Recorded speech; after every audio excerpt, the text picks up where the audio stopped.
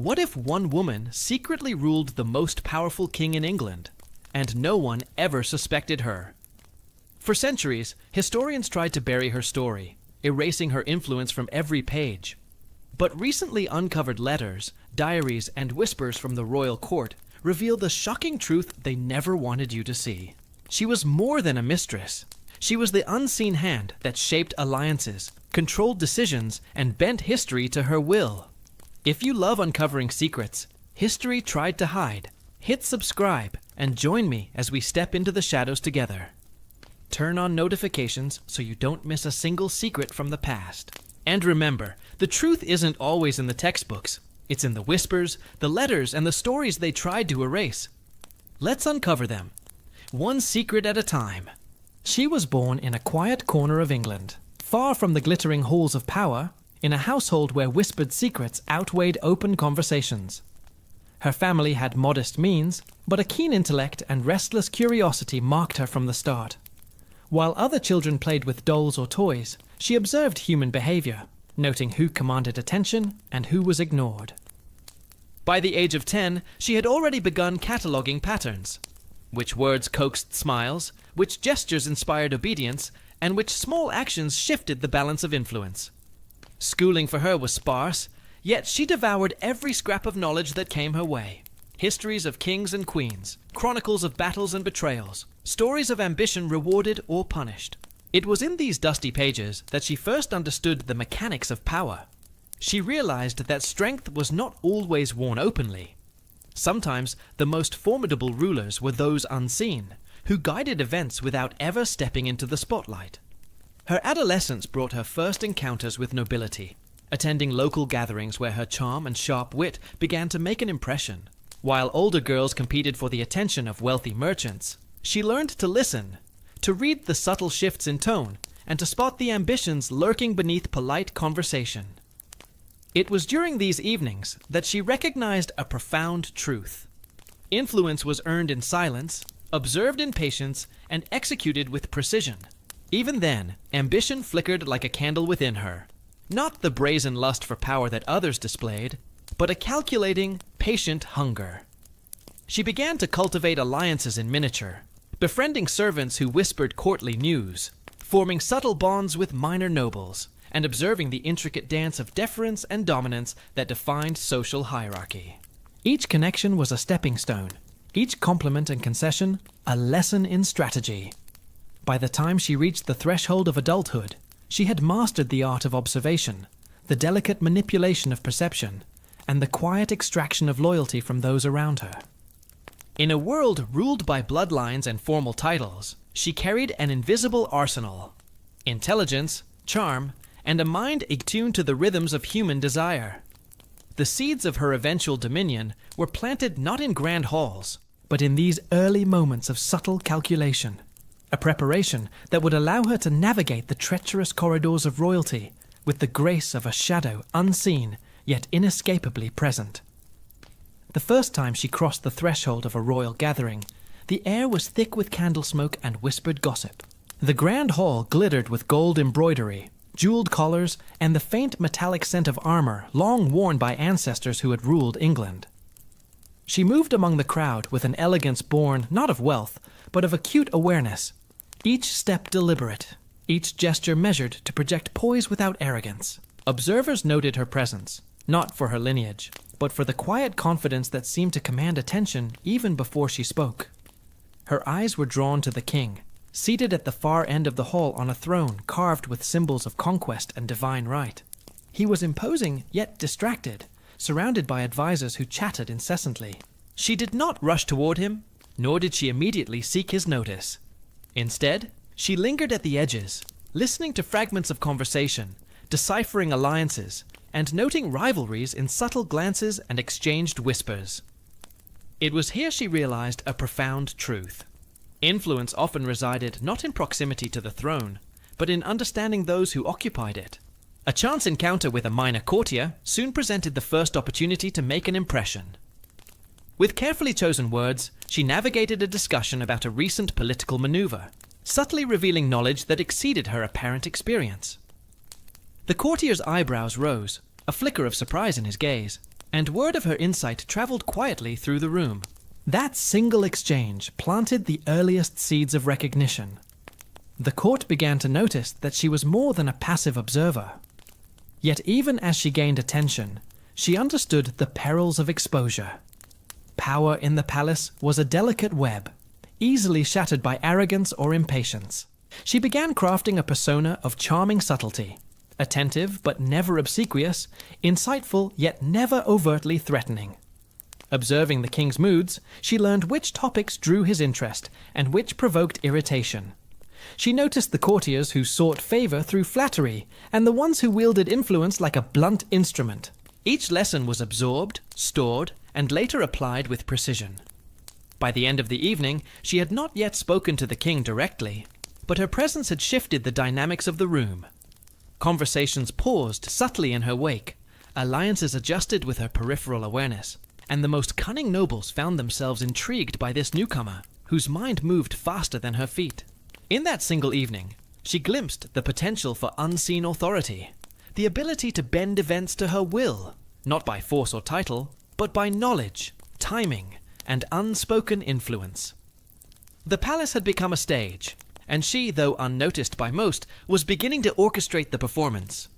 The palace corridors were alive with hushed conversations and hurried footsteps, a labyrinth of ambition disguised as etiquette. Every glance, every slight tilt of the head could signal allegiance or betrayal. She had learned quickly that the true battleground was not the throne itself, but the whispers between its guardians.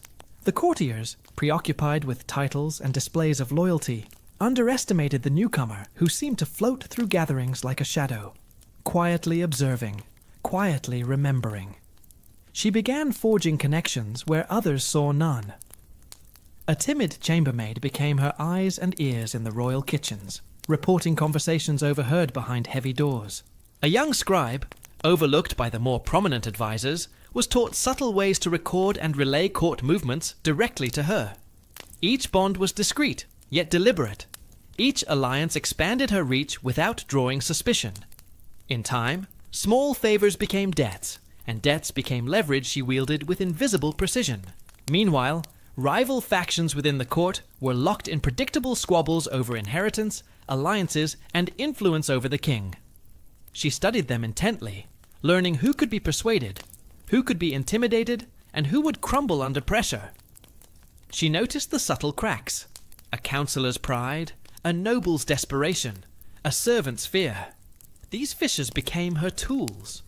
With a gentle word whispered in the right ear, a carefully delivered rumor, or a well-timed act of generosity, she nudged events in directions that suited her goals. Yet her genius lay not only in manipulation, but in patience.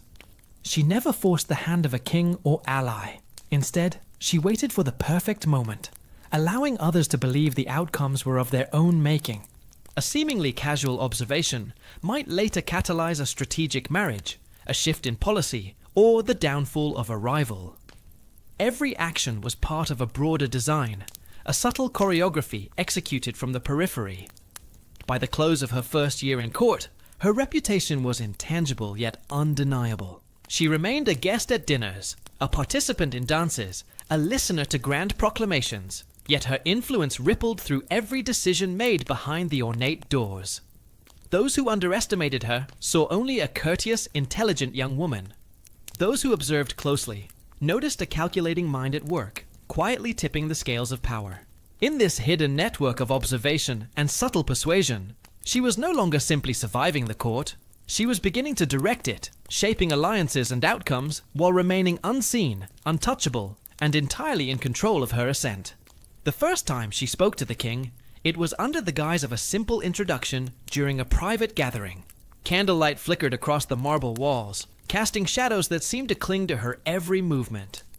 She approached with careful composure, her posture composed, her expression neutral yet attentive. Every detail mattered: the tilt of her head, the softness of her tone, the precision of a word chosen not to impress, but to intrigue. The king was distracted, surrounded by advisors who flattered and argued in equal measure. Yet, as she spoke, her words cut through the noise. She did not offer praise or question policy. Instead, she posed a question. an observation that revealed a subtle truth about an ongoing dispute within the court. His interest was piqued, not because she commanded attention, but because she illuminated something he had overlooked. In that instant, she became more than a guest. She became a presence, a mind that could navigate the complexity of his reign without demanding recognition. From that day, she cultivated moments of quiet counsel. She listened to his frustrations, deciphered his moods, and tailored her interactions to reinforce his confidence while subtly guiding decisions. She learned which words ignited curiosity, which gestures inspired trust, and which silences could provoke reflection. Slowly, she became indispensable, not through force, but through an understanding that she alone could anticipate outcomes he could not. At the same time, she extended her influence across the court. Those who sought favor with the king discovered that her insight often preceded official announcements. Minor disputes were resolved more smoothly when she offered suggestions, and alliances she subtly fostered shifted the balance of power without drawing attention to her involvement. She had mastered a rare art, shaping the will of a ruler while remaining invisible to the public eye. By the end of her initial year, the king relied on her more than any advisor. Letters, counsel, and decisions all bore the faint mark of her intellect, though few realized it. The court continued to see her as a clever, charming young woman, yet beneath that veneer, she was already orchestrating the movements of the palace. Her place in power was no longer tentative, it was quietly assured. Every glance, every suggestion, every whisper became a step in the careful construction of her influence, a foundation upon which the shadows of her reign would one day extend across the kingdom itself. By the time she had spent a few years within the palace walls, her understanding of power had evolved from observation to orchestration. The king's decisions, once unchallenged and rigid, began to bend subtly under her guidance. It was never a show of force, never an overt command. Instead, she mastered the art of suggestion, weaving insight into conversations so delicately that the outcomes appeared as if the king had arrived at them himself. One afternoon, a council meeting over disputed trade tariffs revealed her growing sway. Ministers argued over grain imports and foreign alliances, voices rising with impatience. She remained silent at first, observing the tension. Then, when the king's attention wavered, she interjected with a single, concise question that reframed the discussion, a perspective on regional supply that no advisor had considered. The king paused, reflecting, then nodded in agreement. A minor adjustment in policy followed, credited to his own discernment, though the decision had originated from her subtle prompting. Her influence spread quietly through the court's networks.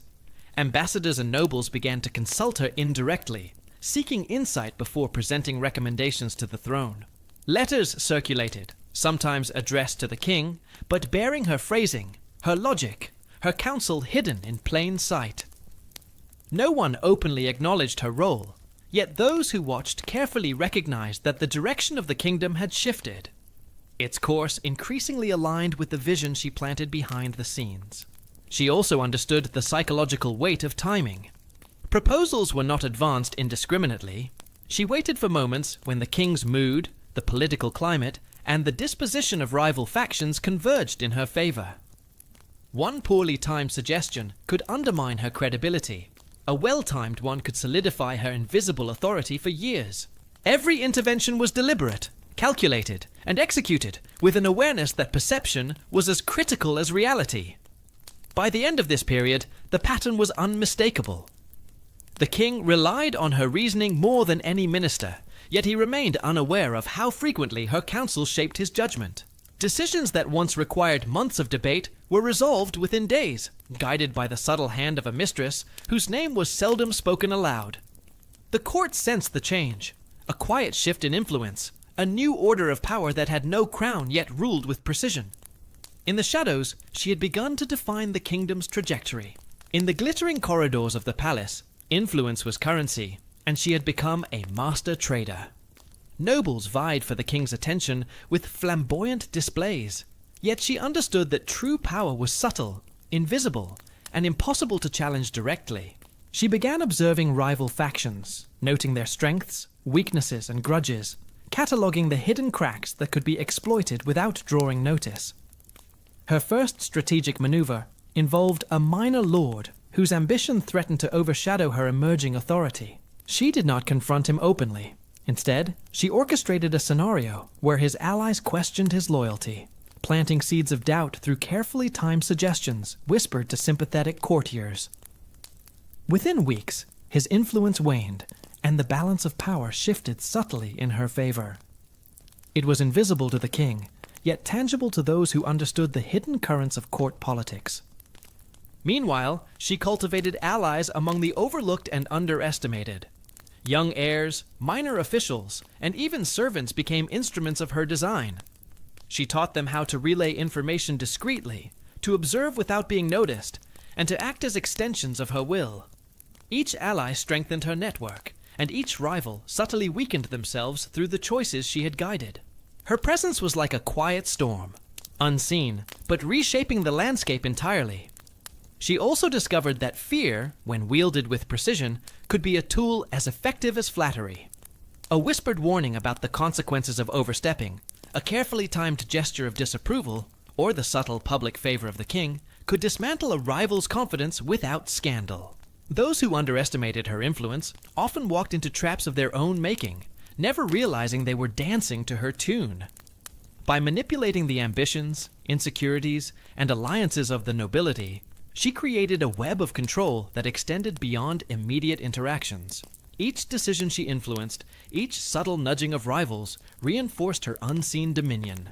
The king remained oblivious, perceiving only the smooth operation of his court, while behind the curtains, she orchestrated events with meticulous foresight. In the shadows, the true power of the palace was no longer measured by titles or displays, but by the silent, precise direction of a mind that no one dared challenge. While nobles argued and ministers debated, she built a web far more effective than any official council, a secret network of informants who whispered truths, half-truths, and carefully cultivated rumors directly into her hands. Courtiers, servants, and messengers became silent allies, their loyalty earned through subtle gestures and discreet favors. She never forced allegiance. Instead, she inspired it, offering counsel, protection, or opportunity in exchange for information. Letters became her most potent weapon. She trained scribes to encode meaning in phrasing and punctuation, conveying sensitive insights in ways that would appear mundane to outsiders. A seemingly ordinary note might contain intelligence about rival plots, the king's fleeting inclinations, or an impending diplomatic maneuver. Every written word was an instrument of control, every messenger an extension of her mind.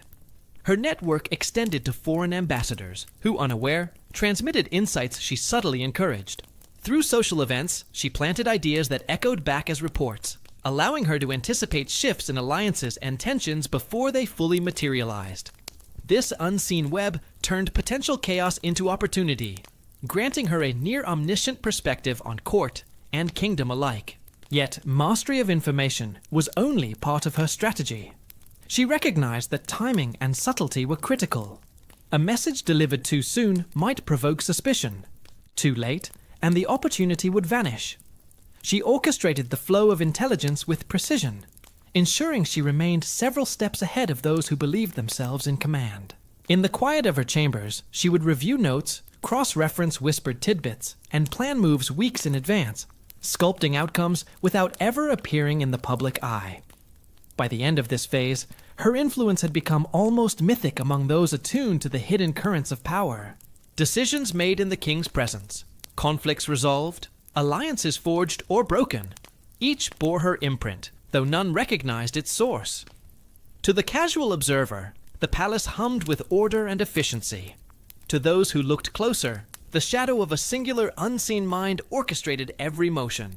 She had transformed herself from a quiet observer into the silent architect of the court, inner workings, her network stretching unseen into every corner of power, invisible but absolute. To the eyes of the court, she remained charming, graceful, and unobtrusively clever, a figure whose intelligence was admired but never feared. Her laughter was light, her gestures unassuming, and her words measured to appear helpful rather than manipulative. Yet beneath this facade, every interaction was deliberate. Every smile a carefully chosen mask designed to conceal the intricate threads of control she wove behind the scenes. Courtiers who tried to read her intentions quickly discovered a subtle paradox. She revealed enough to earn trust, but withheld enough to remain untouchable. A compliment from her could bolster confidence or subtly redirect ambition. A silent glance could unsettle a rival without a word being spoken. Observers believed they understood her, yet all their interpretations were filtered through the lens she had crafted. Even the king, enthralled by her insight, was unaware of the full scope of her influence. In public, she appeared as a confidant, intelligent but subordinate, offering advice only when sought. Privately, she shaped decisions before they were presented, anticipating his reactions, guiding his reasoning, and arranging circumstances so that outcomes favored her unseen hand. The distinction between her persona and her power became her most potent weapon. By controlling perception, she controlled action. Her mastery of appearances extended beyond court interactions. In gatherings of foreign dignitaries, she projected elegance and composure, while subtly steering discussions to benefit allies she had carefully selected. In letters and reports, she embedded subtle suggestions, ensuring her influence extended even across distances. Every move reinforced the narrative that she was clever but inconsequential, masking the true depth of her reach. However, even the most skilled actor cannot entirely escape scrutiny. A few perceptive courtiers began to sense that there was more to her than met the eye. Rumors whispered of her subtle manipulations, of decisions appearing miraculously aligned with her counsel. Though suspicion was not yet dangerous, it created the first hints of emerging tension. Her challenge now was to maintain the delicate balance between visibility and invisibility, influence and exposure. Each step had to be calculated, each gesture measured, as the palace's intrigue tightened around her like a web. By the end of this stage, her reputation in public remained untarnished, yet the shadows told a different story. The unseen architecture of power rested in her hands, a silent dominion that left the king, the nobles, and even the palace itself unaware of who truly guided its course. She had become the mistress of perception, both admired and underestimated, present and invisible, a figure whose influence would continue to grow while the world remained oblivious. Even the most carefully constructed shadows can cast hints of light, and for her, those faint glimmers came in the form of whispers. Courtiers who once dismissed her influence began to murmur about decisions that seemed inexplicably aligned, alliances that shifted without explanation, and victories in disputes that bore the mark of someone unseen. At first, the rumors were dismissed as coincidence or flattery, but the patterns were growing too consistent to ignore. A minor scandal provided the first tangible challenge. A young noble, frustrated by his dwindling influence, suggested to others that her presence in the king's ear was more than advisory.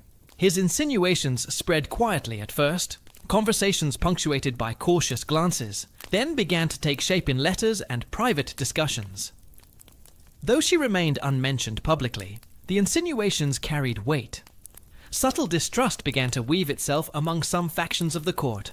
She responded with the same precision that had built her empire in shadows. Letters containing misleading reports were circulated.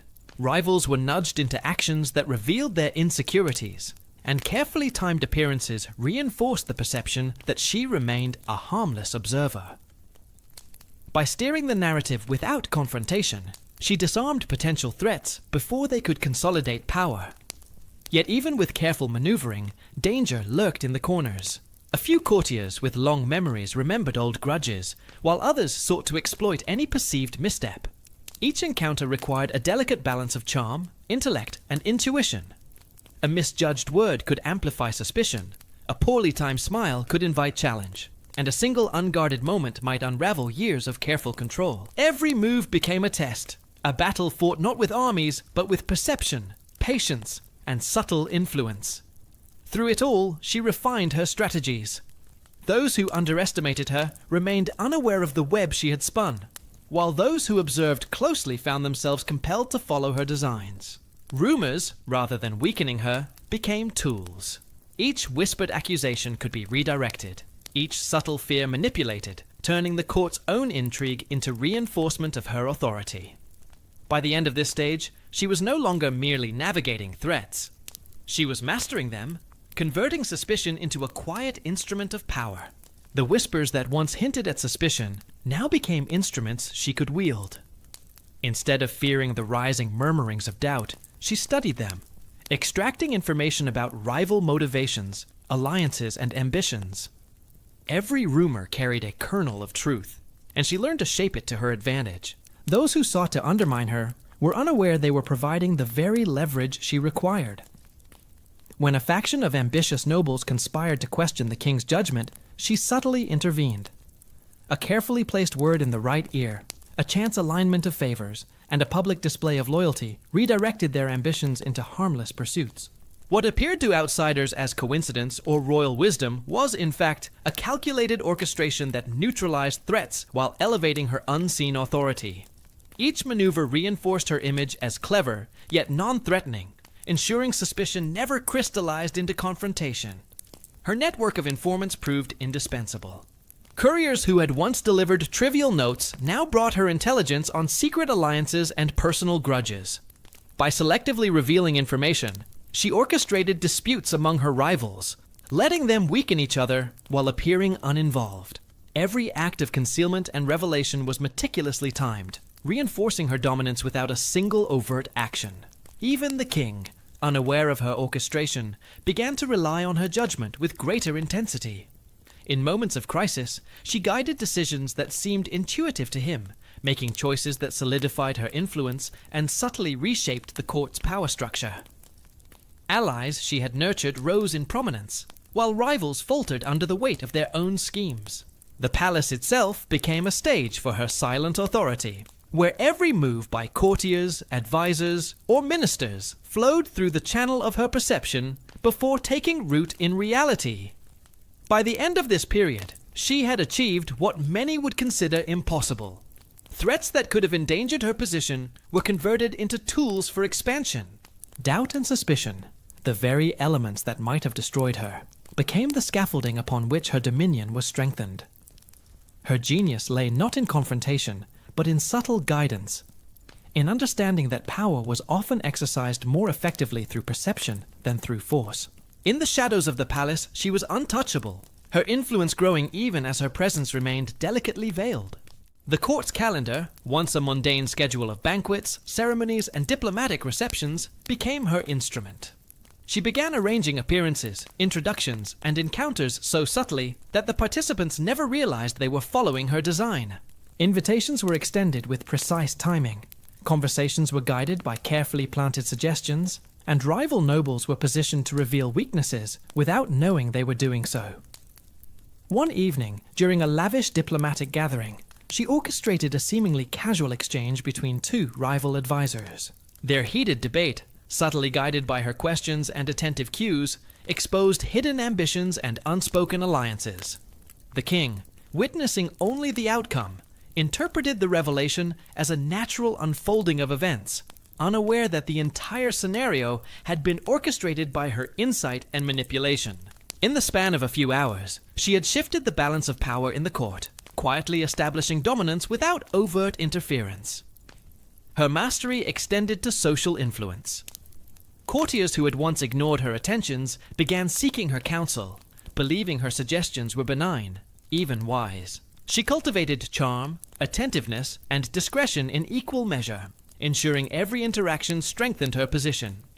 Each compliment, recommendation, and acknowledgement was measured to appear spontaneous, while subtly aligning outcomes with her hidden objectives. Meanwhile, her network of informants reported on the subtle dynamics of the court. She monitored gestures, overheard comments, and patterns of attendance, using this intelligence to preempt challenges. Rivalries, scandals, and alliances were no longer unpredictable forces. They became components of a carefully managed environment, bending to her will while remaining invisible to those unaware of her orchestration. By the conclusion of this phase, her authority had become embedded in the fabric of the palace. Decisions that once relied on public debate now subtly reflected her guidance. Courtiers and advisors moved along lines she had drawn, while the king's own choices, though perceived as autonomous, were quietly informed by her insight. Through careful orchestration of events, timing, and perception, she had transformed the court into a stage upon which her unseen influence was the invisible director, ensuring that every public triumph and private victory reinforced her growing dominion. Despite her meticulous concealment, the court began to sense the breadth of her power. Small acts, unnoticed by the king, resonated through the corridors. A dispute resolved before it escalated, an alliance forming seemingly by chance, a rival faltering at precisely the wrong moment. Courtiers whispered of a guiding hand operating from the shadows, though no one could name its architect. Her influence had become a force that shaped events almost invisibly, yet palpably. A high-profile banquet provided the first subtle acknowledgement. A minor noble, in a moment of careless honesty, remarked to another that decisions and outcomes in the palace seemed too precise to be mere coincidence. The observation spread quietly, not as accusation, but as recognition. Even the king, unaware of the depth of her orchestration, noticed that the court ran with unexpected efficiency, that disputes resolved themselves, and that the machinery of power seemed unusually smooth. Her reputation, though still hidden, was beginning to cast a shadow that touched every corner of the palace. Her genius lay in balancing visibility and invisibility. She continued to offer counsel with charm and deference, maintaining the perception of a loyal confidant while orchestrating outcomes with precision. Every encounter reinforced her credibility, yet never revealed the extent of her control. Allies grew dependent on her insights, rivals feared her subtle influence, and the king, while admiring her wisdom, remained blissfully unaware of the scope of her power.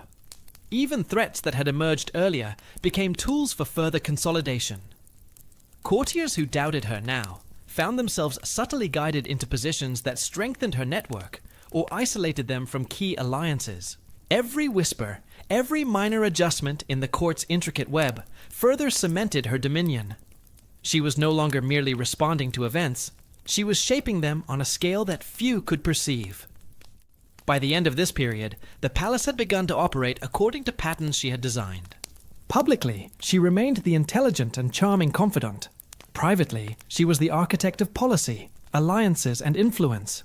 Her authority, once hidden and untested, now left faint impressions of inevitability. The court moved as if following its own instincts, yet every motion, every alignment had been anticipated, guided, and directed by her subtle hand. In the shadows of history, she had become indispensable. Her influence the invisible thread that held the kingdom's power in delicate, unyielding balance. By now, she had transformed from a quiet observer into the invisible fulcrum of the kingdom. Every decision, every alliance, every subtle shift in the court's intricate dance passed through her perception before finding expression. To outsiders, she remained the charming, intelligent confidant, her influence appearing accidental or coincidental. Yet behind this facade, she controlled the rhythm of power with unmatched precision. A series of critical events showcased the depth of her reach.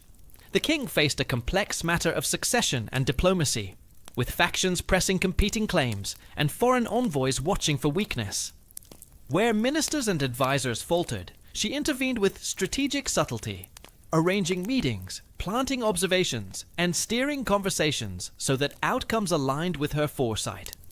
The decisions, credited publicly to royal wisdom or chance, were in fact guided entirely by her unseen hand. Her mastery of perception had become her greatest weapon.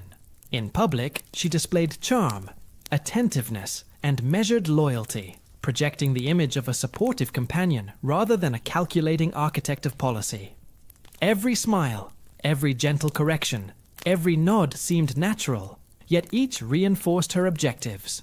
Courtiers, ambassadors, and even the king, unconsciously aligned with her designs, convinced their own intuition guided them, never suspecting the orchestration behind the scenes. Simultaneously, she cultivated symbolic gestures that reinforced her influence without revealing it. Minor favors were granted with visible grace, subtly strengthening allegiance among allies and softening hostility among rivals. Public appearances were orchestrated to convey elegance and neutrality, while private interactions guided the flow of decisions, alliances, and power balances. Even rumors of her subtle wisdom, spread carefully by her network, created a perception of extraordinary intelligence that further cemented her authority. By the end of this phase, her control was nearly absolute, yet invisible. The palace operated with unprecedented efficiency. Disputes resolved themselves, plans unfolded smoothly, and rivalries were neutralized before reaching the king's attention. She had achieved the rarest of feats, commanding power so completely that it appeared non-existent.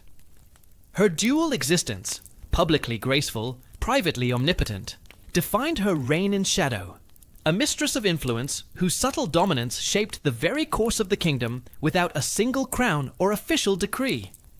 Even the most carefully concealed power invites envy, and whispers of her influence began to crystallize into threats. Certain courtiers, long suspicious of her subtle hand, attempted to gather evidence of her manipulation. Letters were scrutinized, private meetings observed, and alliances tested for signs of her guidance. Though none could fully trace the depth of her orchestration, the mere perception of control generated unease among those who feared her subtle dominance. She responded with the precision of a seasoned strategist. Every rumor was studied as a source of intelligence rather than a challenge. Suspected conspirators were engaged indirectly. A casual question, a gentle suggestion, or the strategic placement of an ally ensured that their schemes faltered before reaching fruition.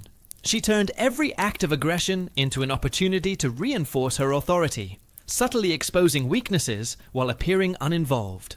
Her network of informants proved invaluable in this precarious period. Couriers, servants, and minor officials reported not only movements and alliances, but also the moods and intentions of potential adversaries. By analyzing patterns of behavior and timing interventions carefully, she ensured that every rival's plot unraveled quietly, often before they realized they had been countered. Suspicion became a tool, uncertainty a weapon, and hesitation among her adversaries consolidated her control. The king remained unaware of the silent battles unfolding around him. To him, the court's smooth functioning suggested competence and loyalty, not the intricate web of manipulation that secured it. Her ability to act invisibly, to guide events without overt authority, created a layer of protection. Rivals had no proof, and allies had no need for acknowledgement. The palace itself became a reflection of her mind, its currents and flows subtly aligned to her intentions. By the end of this phase, she had not only survived the first direct threats to her influence, but had converted them into reinforcement of her authority. Potential exposure had strengthened her network, clarified loyalties, and demonstrated the consequences of misjudging her subtle power. Her dominance remained invisible, yet undeniable, a shadow that extended through every corner of the kingdom, while leaving public perception untouched. In this delicate balance of perception, strategy, and control, she had proven that even danger could be transformed into opportunity. With rivals neutralized and her influence extending into every corner of the court, she began the delicate task of consolidating absolute authority. Every interaction, every suggestion, and every carefully orchestrated event reinforced the network she had spent years constructing. The kingdom's power was now a reflection of her foresight, her perception, and her unmatched subtlety. She mastered the art of alignment. Policies, alliances, and personal ambitions were gently guided to serve outcomes that appeared natural, yet favored her objectives. Ministers followed paths she had charted. Noble families unknowingly reinforced the hierarchy she designed. Even the king's public pronouncements echoed decisions she had quietly influenced. Her genius lay not in domination by force, but in ensuring the machinery of governance operated according to her invisible design. Social gatherings became instruments of influence. Banquets, audiences, and ceremonies were arranged to expose weaknesses, reinforce loyalty, and provide opportunities for discreet counsel. She spoke when necessary, observing when silent, and allowed others to act as though they were shaping events themselves.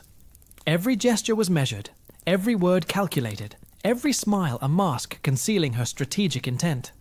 Her network of spies and informants extended beyond the palace walls, reaching merchants, envoys, and regional officials. Intelligence flowed to her like a living current, allowing preemptive action before crises could manifest. Minor rebellions, disputes, and diplomatic tensions were resolved quietly. orchestrated in a way that credited the king or local authorities, while she remained the unseen architect of resolution. By this stage, the court no longer merely followed her counsel. It moved in rhythm with her perception of events. Subtle manipulations had become instinctive responses from those around her. Every plan she planted, every influence she exerted, reinforced her dominance, creating a kingdom that functioned as if guided by fate, yet was entirely shaped by her mind. She had achieved the rare mastery of absolute power, without overt authority, a sovereign in shadow, whose reign would leave marks on history invisible to the untrained eye. The palace, once a theatre of uncertainty and subtle rivalries, had become a stage upon which her unseen hand directed every movement. Decisions unfolded smoothly, disputes resolved before they ignited, and alliances strengthened without a single public declaration of her influence. To the kingdom, it appeared as if the realm itself had achieved a rare harmony. In reality, it was the result of her meticulous orchestration. Courtiers whispered in awe of her wisdom, never realizing that their admiration reflected their own compliance with her carefully guided intentions. The king, oblivious to the invisible architecture of his court, credited fortune, intuition, or his own judgment for decisions that had been planted, nurtured, and executed under her quiet direction. Her mastery of perception had ensured that she remained untouchable, both revered and underestimated simultaneously. Her network of allies, spies, and informants remained the unseen pulse of power, feeding her insight and reinforcing her influence long after events had passed. Every faction, every decision, every subtle shift in court dynamics bore her imprint, yet the mechanism of her control was invisible to all but herself. She had transformed secrecy into supremacy, subtlety into authority, and perception into a weapon more powerful than any crown. Even the smallest gestures contributed to her legacy. Publicly, she remained gracious, elegant, and demure. Privately, she was the architect of policy, the manipulator of rivalries, and the invisible force that shaped the kingdom's destiny. Her triumph lay not in titles or monuments, but in the silent efficiency of her reign, the invisible hand that guided history without acknowledgement or recognition. By the end of her era, she had achieved what few could: ultimate power without overt rule, legacy without public acclaim, and dominion without the trappings of monarchy. Her story remained largely unrecorded, hidden in the margins of official accounts, yet its effects were undeniable. The kingdom's stability, the flow of influence, and the precision of governance all bore testimony to her genius. In shadows and whispers, in the rhythm of palace life and the decisions of the king, she had become immortal, the mistress who ruled England from the shadows, unseen but supreme.